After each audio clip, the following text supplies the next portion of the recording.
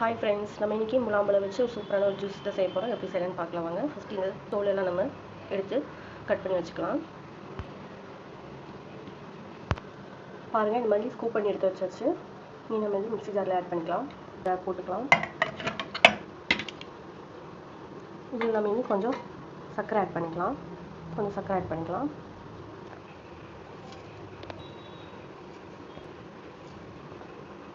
மொத்தம் 4 ஸ்பூன் சர்க்கரை ஆட் பண்ணியிருக்கேன். இதில் நம்ம காய்ச்சின பால் கொஞ்சம் ஆட் பண்ணிக்கலாம். ஒரு அரை கிளாஸ் அளவுக்கு. இது ஜஸ்ட் ஒரு ஆப்ஷனல் தான்.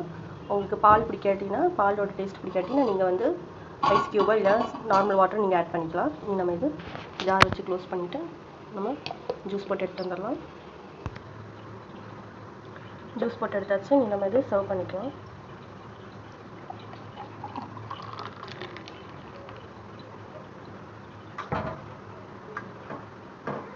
பாருங்கள், சூப்பராக ரெடி ஆகிடுச்சு.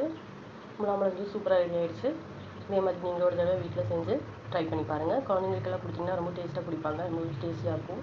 சீக்கிரமான ஈஸியாக செய்யலாம் இந்த ஜூஸு. இதே மாதிரி நீங்களும் உங்கள் வீட்டில் ஒரு தடவை ட்ரை பண்ணி செஞ்சு பாருங்கள். பிடிச்சிருந்தா லைக் பண்ணுங்கள், ஷேர் பண்ணுங்கள், கமெண்ட் பண்ணுங்கள், மறக்காமல் சப்ஸ்கிரைப் பண்ணுங்கள். நம்ம நெக்ஸ்ட் வீடியோவில் பார்க்கலாம். Bye friends.